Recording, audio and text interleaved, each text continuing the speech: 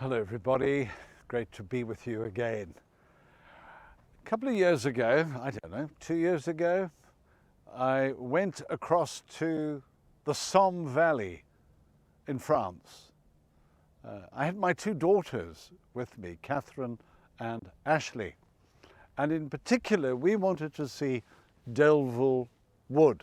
Now, do you know what Delville Wood is? Does it remind you of anything? There was the great battle of Delville Wood in 1916, in July 1916, when hundreds and hundreds and hundreds of young South Africans went into Delville Wood. They were told to keep that wood at all costs, and they fought and fought and fought, and 3,200 of those youngsters went in and about 150 came out. They weren't all killed, but many hundreds were killed. And most of them were wounded, and a lot of them suffered for the remainder of their lives. And I've always wanted to visit the scene of this great battle. And my daughters and I went. Well, as we walked in to Delville Wood, I had one of the most extraordinary experiences of my life. You know, we were chatting, the girls, we said, all right, here's Delville Wood. And the moment you set foot into the forest, you just stopped speaking. It was like, whoa, what is this place? There were trees. There were oak trees from the Franschhoek Valley that had been planted there from little acorns, but we just stood there. And from that moment on, for the next hour or so, we just whispered.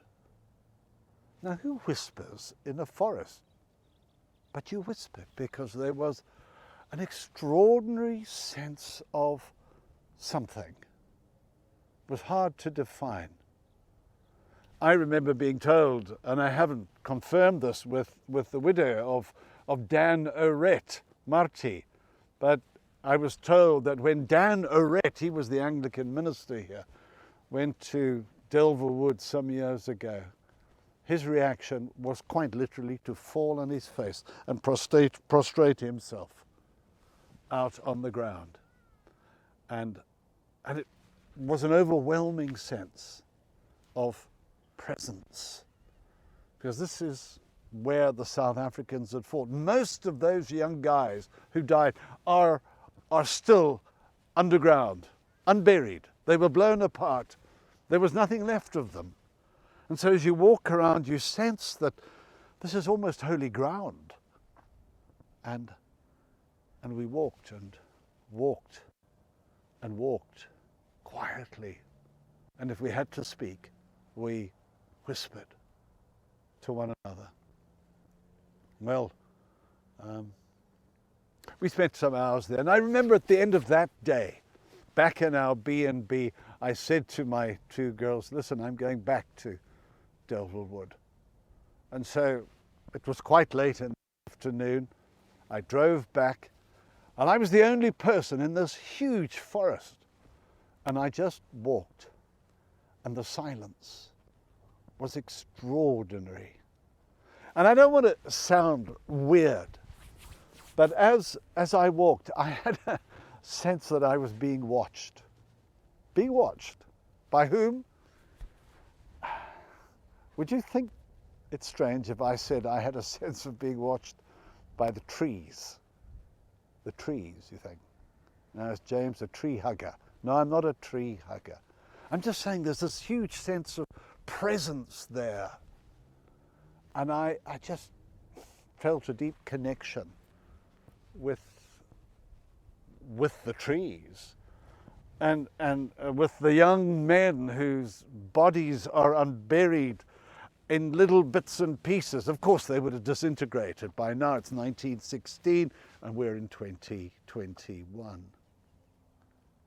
But the trees, and from that moment on, I've become interested in trees and gone a little bit into it and begun to understand that from a scientific point of view, that trees communicate with one another, and that they are aware. There seems to be a level of awareness. And I was there that memorable evening.